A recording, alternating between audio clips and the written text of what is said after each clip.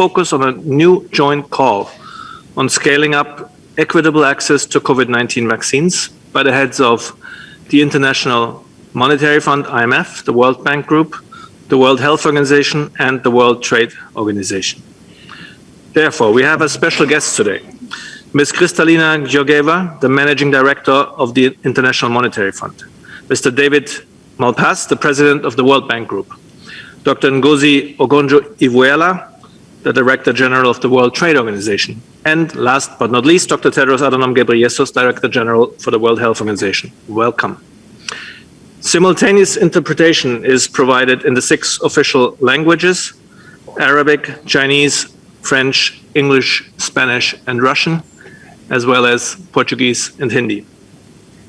Now, the other participants we will have in the room here are, apart from Dr. Tedros, Dr. Mike Ryan, who will join us shortly, the Executive Director of the Health Emergencies Program, Dr. Maria van Kerkhove, the Technical Lead for COVID-19, Dr. Soumya Swaminathan, Chief Scientist, Dr. Bruce Aylward, Senior Advisor to the Director General, Dr. Kate O'Brien, Director for Immunization, Vaccines and Biologicals, and Dr. Rogerio Gaspar, Director for Regulation and Pre-Qualification. With this, let me hand over to Dr. Tedros for the opening remarks. The floor is yours. Thank you, Christian. Good morning, good afternoon, and good evening. Yesterday, the World Health Assembly wrapped up a highly productive week of discussions and decisions. It was conducted entirely virtually. While I both miss and look forward to meeting with colleagues in person, I was heartened that together we adopted more than 30 resolutions and decisions on a broad range of health challenges. There was a clear consensus that the world needs a stronger WHO now more than ever.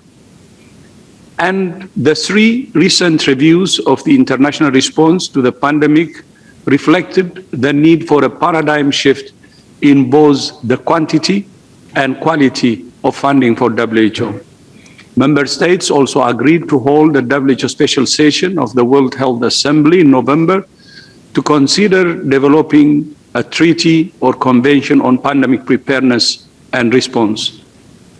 This will be a very important opportunity for a new, truly representative, inclusive global compact to keep our health systems, societies, and economies safer.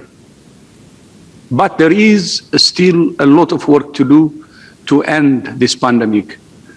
While we are encouraged that cases and deaths are continuing to decline in many areas globally, there is no room for complacency. The consistent use of public health measures in combination with equitable access to medical supplies, oxygen, tests, treatments, and vaccines remains critical. Tomorrow, COVAX, co-led by Gavi, CEPI, and WHO, alongside key implementation partner UNICEF, aims to raise critical new funds at its AMC summit to further diversify its portfolio and buy additional vaccines for low and lower middle income countries. Fully financing COVAX and ACT-A is key to ending the increasingly two-track pandemic, and I thank the government of Japan for hosting the AMC summit. And today, I'm happy to announce that the Sinovac CoronaVac vaccine has been given WHO emergency use listing after being found to be safe, effective, and quality assured following 2 doses of the inactivated vaccine. Furthermore, the easy storage requirements of CoronaVac make it very suitable for low resource settings. It's now the 8th vaccine to receive EUL by WHO. It's now crucial to get these life-saving tools to the people that need them quickly. Overnight, I joined leaders from the International Monetary Fund, the World Trade Organization, and the World Bank Group in publishing an op-ed in many newspapers around the world that calls for a new commitment with a $50 billion rapid investment to fund the equitable distribution of vaccines and other crucial health tools. We particularly welcome that in the proposal, the majority of the new funding would be made available quickly through grants, including to fill the Act Accelerates funding gap. This would help us dramatically scale up the production of diagnostics, treatments, oxygen, medical equipment, and vaccines for equitable distribution. Furthermore, this new roadmap reflects the need to enhance countries' readiness and capacity systems to utilize these tools rapidly, safely, and effectively. It should be a real game changer, and as G7 finance leaders meet in the UK this week, followed by a heads of state summit next week, there are multiple opportunities for leaders to step up. As well as securing funds to roll out health tools equitably, now is the moment for leaders to share vaccine doses with COVAX, ensure health workers and other at-risk people are protected, and extinguish variants. Last week, I called for all countries, companies, and partners to work together to vaccinate at least 10% of the population of every country by September, and at least 30% by the end of the year. But as we said in our joint op-ed, along with other agreements and surge investment, it's possible that we could reach 40% by the end of the year. Through public health measures and vaccines, we have the means to end this pandemic quickly and save countless lives and livelihoods. But we need the will to make it happen. They say, where there is a will, there is a way. We know the way. The question is, do we have the will? To say more about how this can be achieved, I'm glad today to be joined by Kristalina Georgieva, the Managing Director of the International Monetary Fund. Kristalina, thank you so much for joining us today, and you have the floor. Thank you very much, Dr. Tedros, for hosting this press conference, and also to you, the staff of WHO, and all the health workers for your selfless service to humanity.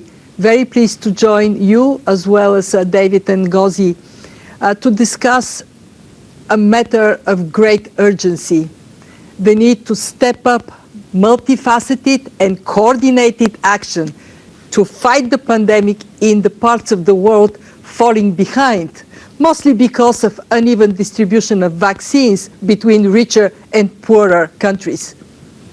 You may ask, why is the IMF concerned with vaccinations? We are deeply concerned because an increasingly two-track pandemic is causing a two-track economic recovery with negative consequences for all countries. And our data shows that in the near term, vaccinating the world is the most effective way to boost global output. In other words, vaccine policy is economic policy. Building on the work of WHO, WTO, the World Bank, and many others, our staff has put forward a proposal, a $50 billion plan to end the pandemic. It has three broad elements, and as you suggested, I would walk everybody on this call through those. First, vaccinating at least 40% of the population in all countries by end 2021, and at least 60% by the first half of 2022. This requires additional upfront grants to COVAX, donating surplus doses, and free cross-border flows of raw materials and finished vaccines. Second, ensuring against downside risks such as new variants. This means investing in additional vaccine production capacity by 1 billion doses, diversifying production, and scaling up surveillance and contingency plans to handle virus mutations or supply shocks. Third, managing the interim period where vaccine supply is limited with widespread testing and tracing, therapeutics, and public health measures. In other words, the things we learned work. And at the same time, ramping up preparations for vaccine deployment in the countries falling behind. Of the $50 billion, we envisage grant financing of at least $35 billion. G20 governments have recognized the importance of providing about $22 billion in additional funding for 2021 to the ACT Accelerator, so we need an additional $13 billion in grants. The remainder of the financing plan, around $15 billion, could come from national governments, supported by concessional financing from multilateral development banks, such as the World Bank on the call today. The $50 billion price tag is dwarfed by the estimated $9 trillion to be gained by the increase in economic activity by 2025, making it the best public investment ever. Success depends on speed, upfront financing, upfront vaccine donation, upfront at-risk precautionary investments, and coordination, all parties working in tandem, public, private, international financial institutions, foundations. And our 4 institutions fully subscribed to it. We at the IMF will not shy away from our own responsibility. We will continue to work with the international community towards faster vaccination and faster recovery so we can ensure maximum efficiency and maximum impact from our collective efforts. We are considering how to complement grants and highly concessional financing from others for COVID vaccinations where this is needed. And we are preparing a new special drawing rights allocation, unprecedented in its size, to boost reserves and liquidity of all our member countries. Bottom line, ending the pandemic is a solvable problem, but it requires coordinated global action now. Thank you, Tedros. Thank you, Kristalina. I couldn't agree more that this new injection of funds will be critical to increasing the supply of life-saving medical tools and end the pandemic. Next, it gives me great pleasure to welcome Dr. Ngozi Okonjo-Iweala, the Director General of the World Trade Organization. Ngozi, you have the floor. Well, thank you, Dr. Tedros, very much for having us today. And I just want to make a point. I want to also thank Kristalina and the IMF staff for their paper. But I want to say that we often talk of collaboration of international institutions and coherence. The very fact that the 4 of us are here today and our institutions represented is very important because we know it's about saving lives. And this is the time we have to work together. And we are talking about saving lives of people in developing countries, saying that they'll never lag behind. That is why we've come together, and thank you all. I want to thank my colleagues and their staff for bringing us here. Now there's a joke about 2 economists out for a walk. One sees a $100 bill on the ground and exclaims, "Look, there's a $100 bill on the sidewalk." The second economist doesn't even look down. She says, "It can't be a $100 bill. If it was, someone would have picked it up by now." In their IMF staff paper, as that Kristalina talked about, we've been shown that there are $1 trillion bills on the sidewalk. To pick them up, we just need to invest $50 billion up front. And we need more cooperation on trade as well. After some initial disruptions, I just want to tell you the role that trade has played. many people are not aware about that after the initial disruptions in supply chains, trade played a critical role in moving medical supplies and goods around. For instance, in 2020, total global merchandise trade shrank by 7% in value terms, but the value of trade in medical supplies rose by 16%. Trade in COVID-relevant products such as masks, ventilators, sterilizer, and ultrasonic scanners increased by 31%. Trade in test kits and diagnostic reagents grew by over 40%. For personal protective equipment, PPEs, trade grew by 50%. Even with agriculture, global agricultural trade remained stable throughout 2020, bolstering food security, which was another area of concern for leaders. And of course, COVID-19 vaccines manufactured in multi-country value chains.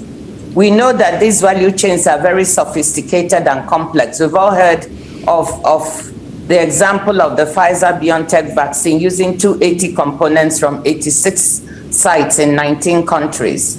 But it was trade that helped to move these supplies around. But we've also had constraints on trade. Export restrictions are a challenge that we continue to face and monitor.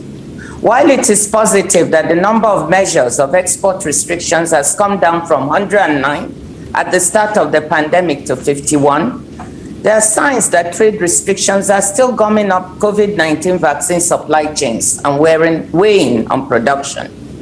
Trade policy can help with vaccine scale-up in 3 areas. First, by freeing up supply chains for raw materials and finished vaccines. Second, by working with manufacturers to make the most of existing production facilities and building new manufacturing capacity, especially in regions that lack it. Working with manufacturers to keep supply chains open is essential for us to get more vaccines. Third, we know that there's a TRIPS waiver debate going on at the WTO, and while I cannot take sides, we need to get to a conclusion on this debate. We need to promote also the transfer of technology and know-how to get lasting increases in production capacity. WTO members can and should deliver on all 3 fronts this year. And to echo Kristalina, we increasingly see a world divided by access to vaccines and by economic prospects. The 2 are, of course, related. That's why she said vaccine policy is economic policy. The divergence is visible in the trade data, too. In Europe and North America, import volumes are set to surpass pre-pandemic levels this year. By 2022, European imports are set to be almost 4% higher, and exports 3.5% higher than in 2019. Over the same 3-year period, North American imports are set to rise by 9.7% and exports by almost 4%. Asian imports will grow by a large 9% and exports by an even larger 12.5%. But in contrast, Latin American imports will increase by a modest 1.7% and exports by 1.2%. And in Africa, imports are only on track to reach pre-pandemic levels by 2022. Exports are projected to have risen 2.3% by then. So I say also that vaccine policy is trade policy and vice versa. We won't get the vaccine production increase we need without action on trade. And without ending vaccine scarcity, we cannot get the lasting trade and economic recovery we need. We want global cooperation to save lives and pick up those trillion-dollar bills. Thank you. Thank you. Thank you so much, Ngozi. You have been fighting this pandemic since the beginning in a variety of roles. And I appreciate your point that as well as financing, the WTO is doing all it can to ensure the smooth flow of vaccines and raw materials across borders to increase access, while also accelerating negotiations around intellectual property. Finally, we're joined by David Malpass, President of the World Bank Group. David, thank you so much for joining, and the floor is yours. Thank you very much. I join my colleagues in expressing the urgency to quickly make approved vaccines available to everyone. Each of us has an important role in this global vaccination effort. My immediate priority is for countries that have sufficient supply to quickly release doses to countries that have vaccination deployment programs. The World Bank has $12 billion in vaccine financing available now and more if needed to help countries buy and distribute COVID-19 vaccines and to encourage vaccinations. By the end of June, we will have approved vaccination operations in over 50 countries. These countries can immediately use vaccines from COVAX, from manufacturers, and from donor countries themselves as soon as they are made available. It's vital that we speed up the supply chain. We need to shorten the time from the manufacturing of the vaccine to shots in arms. At present, too many doses are waiting to be allocated. They may be stuck in paperwork, sitting in inventory somewhere, or aren't the type of vaccine the country is able to use. In order to maximize the number of vaccinations, doses need to be matched to country programs as soon as they are manufactured. It's important to share information about the allocations so countries can plan ahead. The World Bank is providing transparent access to very detailed information about our projects through an online portal available at worldbank.org/vaccines.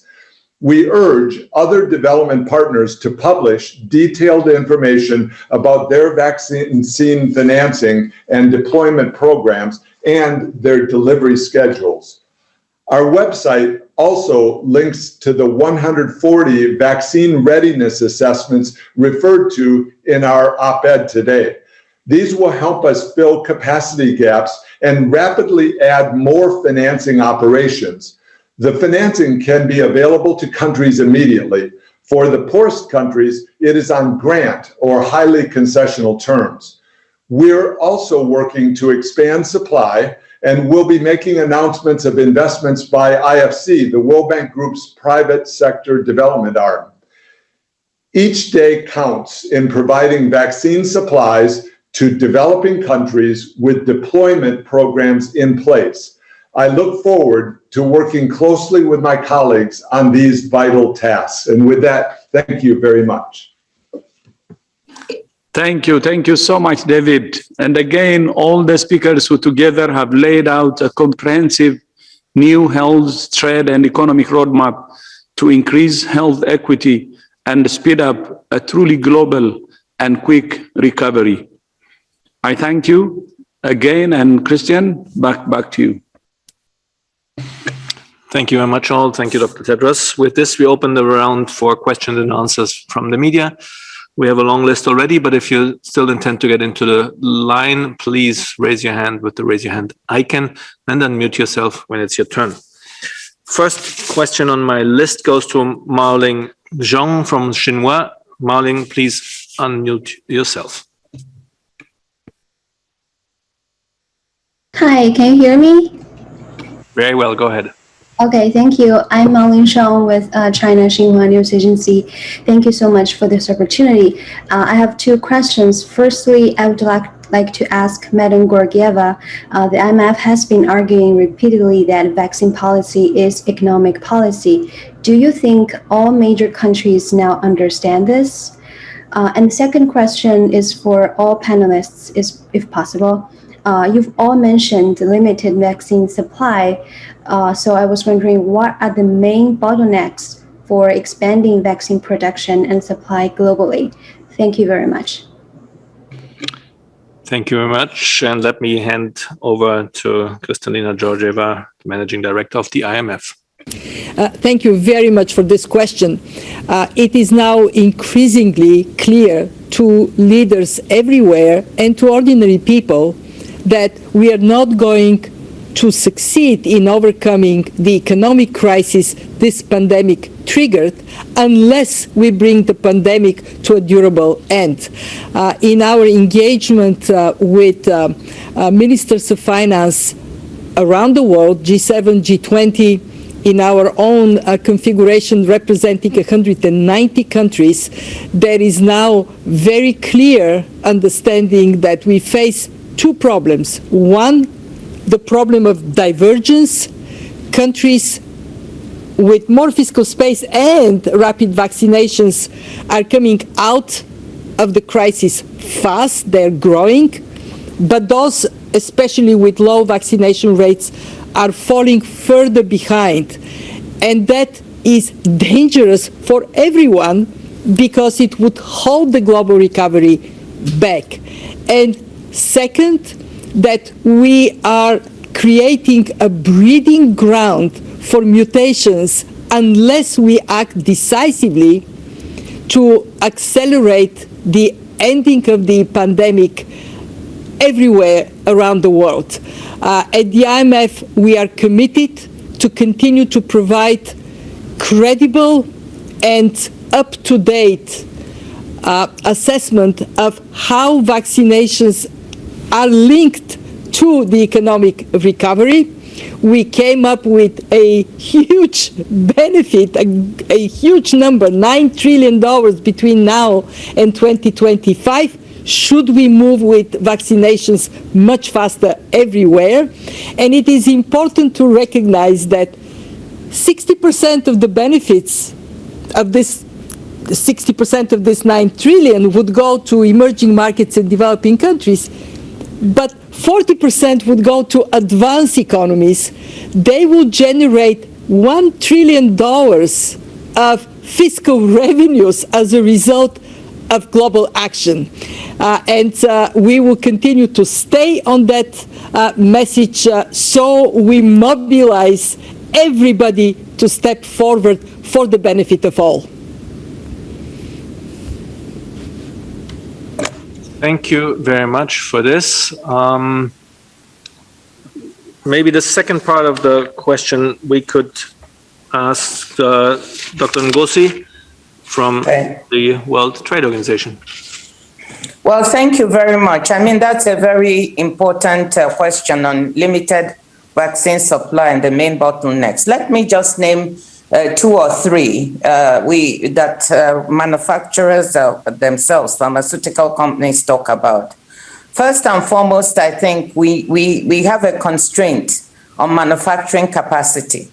The world normally has capacity to manufacture about 5 billion doses of vaccines. But now we need 10 to 15 billion doses, depending on whether we need boosters. So this is 2 to 3 times the capacity. So we just didn't invest enough in manufacturing capacity. And that's why we've been working with manufacturers, along with Dr. Tedros, the WHO, CEPI, Gavi, a vaccine task force, to work with the industry to try to rectify this.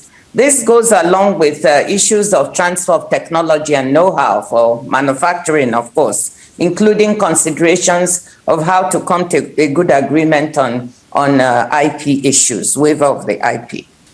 I think the second factor is raw material supplies that many manufacturers mention. They are competing with other types of vaccines, with cancer drugs for these raw materials and supplies. So there's a scarcity. I think the third part is skills. To make vaccines, you really need specialized skills because of how quality is so important in the area of vaccines. And these are not always in much supply. And then fourth, I talked before about export restrictions and prohibitions. Some countries still have restrictions on raw material supplies moving into supply chains, and bureaucracy also in some countries are hindering the movement. You heard David Malpass refer to, removing bureaucracy, facilitating things to move faster. So those are 4 factors that I think we need to work with in order to also boost supplies. Thank you very much. Let me go with the next question in line, and that's Corinne Gretler from Bloomberg. But at the same time, let me please remind everyone looking at the long list of journalists interested in asking questions to please only ask one question at a time. Hi. Corinne, go ahead. Thanks for taking my question. It's one for the WHO officials. I wanted to ask about the variant first detected in Vietnam, which the country's health ministry has said is like a hybrid of the Alpha and Delta strains. So I just wanted to see, is the WHO paying special attention to it? What do you know about it so far? Might it be a candidate for a variant to be a variant of interest? Just kind of your update on it. Thank you very much. And Dr. Maria van Kerkhoff, please. Thank you for the question. And I particularly appreciate you using the new WHO labels that we announced yesterday. So thank you very much for that. So yes, as you know, there are variants that are being detected around the world. And this is happening because there's good surveillance for the SARS-CoV-2 virus, and there's good genomic sequencing that is happening around the world. And that, in fact, has been increasing since the pandemic began. This virus variant that has been detected in Vietnam and reported by the Ministry of Health in Vietnam is the B1617.2, the Delta variant that we recently provided a label for to remove some of the stigma associated with the countries that have reported these variants. What we understand is that it is this B1617.2 variant with one additional deletion in the location in the spike protein. We know that the B1617.2, the Delta variant, does have increased transmissibility, which means it can spread easier between people. It has to do with the mutations that are identified and allowing the virus to adhere to the cell and infect the cell more easily. What I think it's important to remember is that all of these variants are combinations of mutations. So this has been reported as a hybrid, but in fact what it is it's this one mutation, the Delta variant, with an additional deletion. And so what we are really seeing is this convergence of evolution and the changes in these mutations, the changes in the virus, which is to be expected. Because with more than 170 million cases reported to date, which is truly an underestimate of the true number of infections worldwide, this virus will continue to change. We're grateful for surveillance to be conducted. We are grateful for these variants to be reported. We want to encourage this to continue to happen. There are studies that are underway to look more carefully at the Delta variant and looking at these specific mutations. The more we learn about this, the more we will report. But we do know with increased transmissibility, this means that public health and social measures do work, but they do need to be enforced and used. And so with the 4 variants of concern that WHO is tracking worldwide, our public health and social measures continue to work. The diagnostics, the therapeutics, and vaccines are still effective against the variants of concern. And so we really need to do what we can to drive down transmission. And I will just emphasize that in Vietnam, they have a lot of experience with infectious diseases and working towards controlling the spread of SARS-CoV-2 and other infectious pathogens. So we continue to advise good surveillance to happen worldwide and reporting of this information through these existing systems. Thank you very much, Dr. Van Kerkhoff. We go to Margarida Serra from TSF Radio Portugal, and I understand we do not have Portuguese translation, so please use another language. Thank you.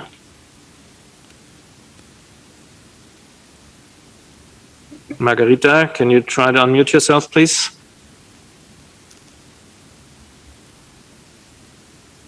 Okay, we don't seem to get to her. The next in line is Nina Larson from the AFP. Nina, please unmute yourself.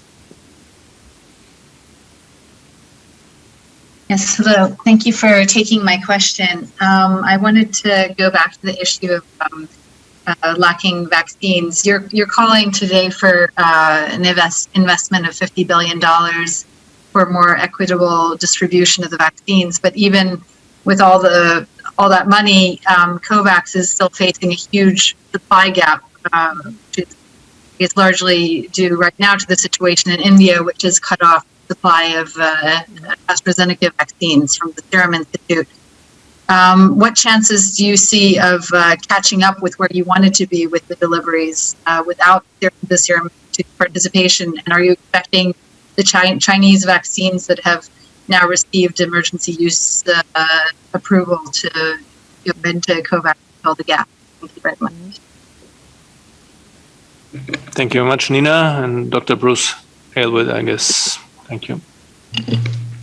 Thank you very much, Christian, and thank you, Inga. I think one of the key findings from the analytics that the IMF did is that there are enough vaccines in the world to get to the levels of coverage that are being, let's say, aspired to in the paper. Now, to get there, we have the COVAX supplies that get us part of the way there. We have additional products coming on in this quarter. We are looking, as we announced a couple of weeks ago, the J&J vaccine. There's additional Pfizer product. There's additional AZ product also coming through there. But in addition to that, as the IMF highlights, we need the countries that have contracted large volumes to be able to donate those doses. And at the Global Health Summit, we had some great announcements of a commitment from Team Europe to get to over 100 million doses this year. We've seen from the United States a commitment to donate in excess of 80 million doses. And these are great. The challenge now is going to be to bring the timing forward, because the crucial period, like you say, Inga, is in the coming weeks and months. If we get behind the 8 ball now, it's going to be very difficult to catch up and realize the kind of benefits that Dr. Georgieva laid out in her comments. So the big call is to bring forward those donations as early as possible, to fully finance COVAX and the ACT Accelerator, so we can further diversify the portfolio. Like you said, there are new products now that have WHO EUL and could potentially be used. And of course, we're calling, as Dr. Ngozi had mentioned, to look at other opportunities to increase the speed with which we can fill finished products and get them used. So the bottom line is the vaccines are there in the world to get there. The issue is the distribution of those, the scaling of those as rapidly as possible, and crucially, the sharing of those. And that's what the call is for, to bring all of that forward, front load that, so we can realize the promise of the plan, this bold plan that's been laid out. Thank you very much, Dr. Aylward. And I understand we will see if Geeta Gopinath, the IMF Economic Council and Research Department Director, would add something. I just completely endorse what Bruce just said, which is, if you look at the problem, the reason everybody here, including the Managing Director, Georgieva, said that this is a solvable problem, is because even under very conservative assumptions, you do have a significant amount of vaccines coming through in the pipeline to achieve that 40% target. The problem is in terms of who has access to those vaccines. This is why we need upfront vaccine donations, also to prevent spoilage so that we're not wasting doses that are sitting in some refrigerator. Those donations have to be made now. We need, as Dr. Ngozi said, to remove restrictions on exports of raw materials and of finished vaccines. These are very small steps actually that are needed. This is a solvable problem, and we can get to these targets as long as we work in a coordinated fashion. Thank you very much. And just to give you all the name again, that was Dr. Geeta Gopinath, the IMF Economic Counselor and Research Department Lead. Next question line goes to Claudia Torrens from the AP. Claudia, please unmute yourself. Hello, can you hear me? Very well, go ahead. Great, thank you so much for taking my question. Maybe this is for the International Monetary Fund. Latin America has been very hard hit by the pandemic. Could you maybe be a bit more specific and tell us how of priority Latin America is, and how exactly will all these millions help the region? Thank you very much. And yes, Ms. Georgieva, please, and I guess we will ask Mr. Malpass afterwards. Yes. So the proposal talks about moving vaccines as quickly as possible where they would make biggest impact. And one of the observations we make is that while it is important that there is distribution based on population, we also have to think about where the urgency to act is most significant. And unfortunately for Latin America, quite a number of countries are hit with a brutal force of COVID-19, and therefore what we would argue is to make sure that we have the ability to supply vaccines where we would save most lives. COVAX does have a clause that allows for it, and our paper recommends that we are thoughtful and reflectful on that clause. I am in constant contact with many of the leaders of Latin America, and one of the issues each one of them would put on top of list is where are the vaccines? Even countries that have the money to purchase cannot access them. And therefore, this mobilization that Gita and Bruce talked about, actions from all perspectives, which is produce more, distribute fast to where it is most needed, including vaccines that are likely to be in excess in the countries that book them. Do that upfront. And since I have the floor, I want to recognize that we have Gita Gobinar, who led the work on the call. We also have Ruchir Agarwal, the other author of the plan. I cannot tell you how important it is to act comprehensively and not zero in on one only piece. And that for Latin America is even more important than it is for the rest of the world. I want to ask Gita, do you want to add anything, or we should move to David? I think we should move to David. Thank you. David. Thank you. So it's critical to match the supply with the countries that have programs. In Latin America, we have programs in Ecuador, El Salvador, and Honduras. They're seeking 220 million doses. So you might say, how can that even be possible? Well, that's necessary for the population and for the double doses when you work it out. So we have financing available, and the critical thing then is countries that have excess supply or sufficient supply to free those up. And Kristalina made this point, and these are critical points that as we look at the U.S., the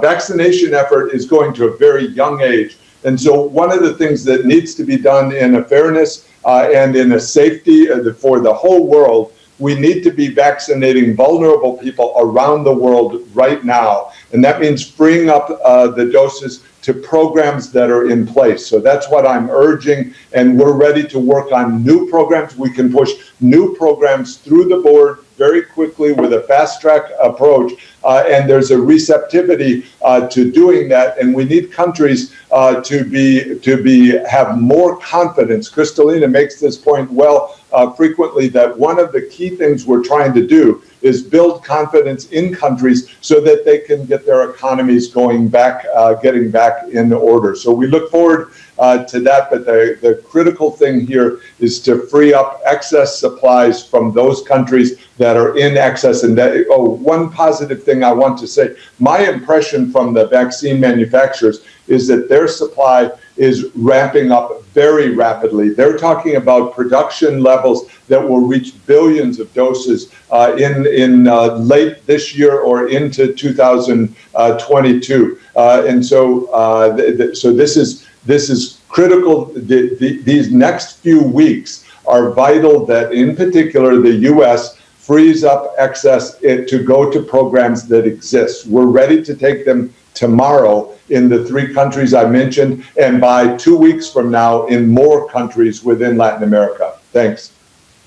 Thank you very much, both. The next question goes to Valeria Roman from Infomae. Valeria, please unmute yourself.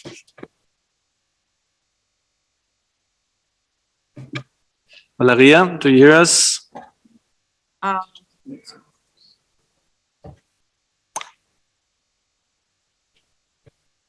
Hello, can you hear me? Valeria? Hello, can you hear me? Yes, hear you well. I would like to know how this proposal by different international organizations can help Argentina and other Latin American countries with the access to the vaccine exactly.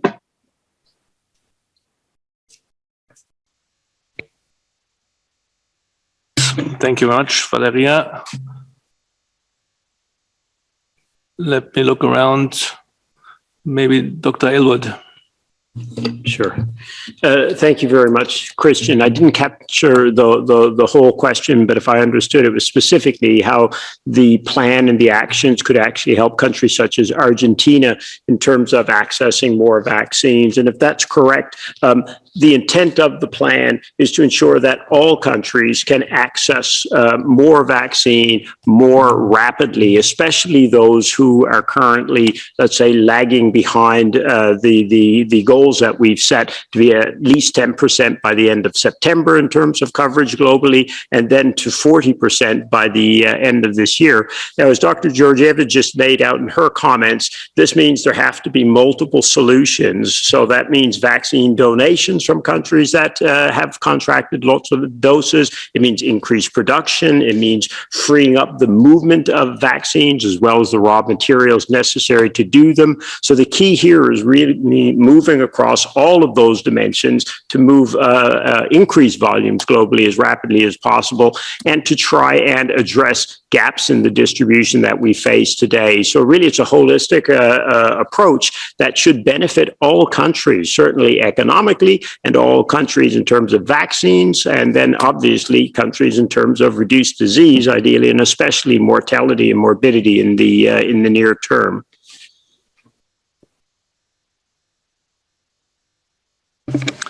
Thank you very much. And Dr. Mike Ryan, please. Sorry, and just maybe in relation to both of those questions, not specifically on vaccines, but just to reflect on the fact that the situation in South America right now remains of very high concern for WHO and for our colleagues in the Pan American Health Organization or American Regional Office in Washington. 8 out of the top 10 countries reporting the highest mortality rates per population in the last week have been from the region of the Americas, and particularly for South America. South American countries represent 4 of the top 10 countries globally, just in case incidents over the last week. And those countries include Paraguay, Uruguay, Argentina, Colombia, Brazil, followed by Bolivia, Peru, and Chile.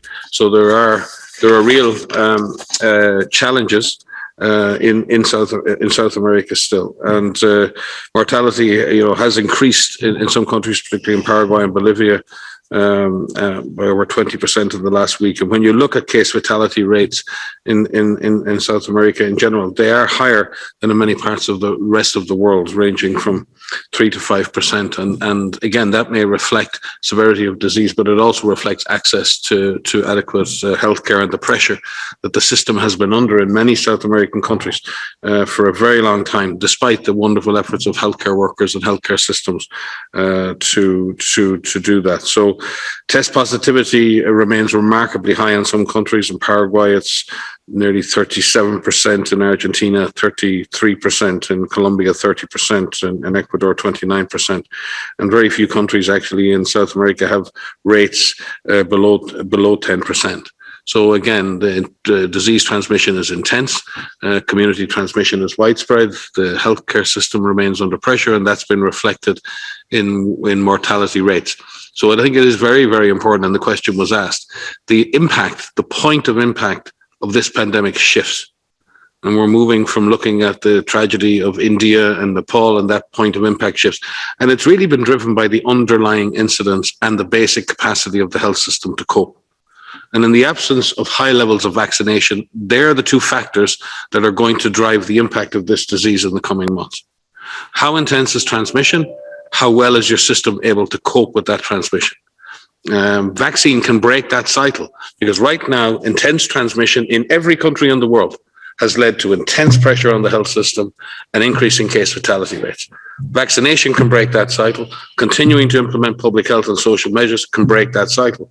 But that cycle will continue, and we will, unfortunately at the moment, I think, if any of you have children, you watch your kids playing football and they all chase around the field after a football because we all chase the thing that's moving. And the moving target right now is the point of impact of this pandemic. And we have to take a step back and realize we have to break that cycle. We simply have to break that cycle. And vaccination and increased vaccination rollout, a continued support to public health and social measures. You see in countries like Malaysia today have had to implement very strict public health and social measures again because they simply do not have the vaccine to make the difference right now. So countries who've done well up to now, countries who've sustained their effort over many months, kept mortality and incidence rates low, are struggling to do that a year and a half into the pandemic, struggling to ask their populations to even go further. Very, very hard, while they watch other countries being vaccinated left, right, and center. So there are many issues to consider here, but I think it is important that we do look. South America was really in a difficult situation only a couple of months ago, and that situation again is starting to turn in the wrong direction, and we need to take account of that. Thank you. David, please. Just to come in briefly on the point that Mike was making, one of the things that gets lost sometimes in looking at the IMF proposal, and Dr. Georgieva, you may wish to speak to this, Kristalina. If you look at the proposal, we talk about the vaccine piece of it, but if you look at the third element of this proposal that Kristalina emphasized, it was ensuring that as we are rolling out the vaccines, we scale up the tests, the oxygen, the dexamethasone, get the PPE out there. And in fact, if you look at that $50 billion investment, the majority of it is to try and get those public health measures out there and scaled rapidly to save lives and ensure that we're reducing transmission through those measures, as Mike emphasized. So it's not one thing or another. It's the whole package, faster with the upfront financing needed and the collaboration internationally to be able to put it all in place. Thank you very much, Dr. Aylward. And since we're running out of time, we'll go now to a last round of comments from our special guests. And I'm checking who needs to go first, because we have somebody who needs to leave very soon. I think that's Ms. Georgieva. I thought it was Dr. Ngozi that had a pressing appointment, so I would let her go first. Thank you very much for this, and then Dr. Ngozi, please. Well, thank you. All I want to say is that we should just keep in mind that we are talking about saving lives, and we have the tools with which to do it. We have the finances in the world with which to do it. We have the policy mix with which to do it. That's why we've made sure that this op-ed we did went to all the G7 countries before they have their summit, so that they'll pay heed. A world in which people have to queue in line to get life-saving vaccines when we have the technology is one that does not work, neither for those countries nor for the rich countries. I think you've had all the numbers and all the reasons why it doesn't work. So I just want to say to the media, please help us spread this message. It will save lives. Thank you. Thank you very much, Dr. Ngozi. Then now I look at David Malpass, President of the World Bank Group, please. Thank you very much. It's good to be here today. The world is facing these huge challenges, and clearly vaccinations are a really good investment. And we want to encourage people to take vaccinations when they're available. And what the goal of policy is to make them available to the people that are most vulnerable. I think there is an efficient path to making the vaccines available to countries that have vaccination programs that can quickly administer vaccines and that have specified which types of vaccines they're prepared to use, and so we can avoid the wastage. So my final thought is that we need to measure our success over the next 3 months by how many people worldwide are vaccinated, especially how many vulnerable people are vaccinated, and we should be trying to shoot for very high numbers. The vaccines are available. We've got to speed up the pace of connecting them with the demand. Thanks. Thank you so much for this. And Ms. Kristalina Georgieva, Managing Director of the IMF. Well, thank you very much. The approach we have taken is to ask the right question. And it is, what would it take for recovery to accelerate everywhere and lives that would be lost unnecessarily to be saved? And the answer to this question is in the plan in front of you. First, we have to set up a target that would lead us to protecting lives and accelerating the recovery. 40% this year, 60% by the mid of next year. Rather than asking how much money we can raise, we are asking how much can we and must we spend to get to that target? And what would it be necessary in vaccine production, the reallocation of excess vaccines, overshooting so we can protect against new variants, and spreading protection measures that are in between of getting the vaccines and now, so we can collectively do as good a job as we now see in countries that are successful. The answer to the right question is one that we are very strongly pressing for all of us to come together and provide to the world. And I am confident that we can do it. I am also very, very encouraged by the interest we have seen around the world in that plan. It is a multifaceted plan. It requires all hands on deck. And I pledge to you that each and every pair of hands in the IMF is on this deck. Thank you so much for this, and thank you all very much for your participation. Now, before I hand back to Dr. Tedros for the final remarks, we will be sending the audio files and Dr. Tedros' remarks right after the press conference, and of course the full transcript will be available as of tomorrow on our WHO website. For any other follow-up questions, please send an email to mediainquiries@who.int, and you also received the press release with the press contacts for the other organizations below. With this, Dr. Tedros, over to you. Thank you. Thank you so much, Christian. So I'd like to start by thanking Kristalina, Ngozi, and David. Thank you. Thank you so much indeed. I think this joint effort, I know, will help us to defeat this pandemic.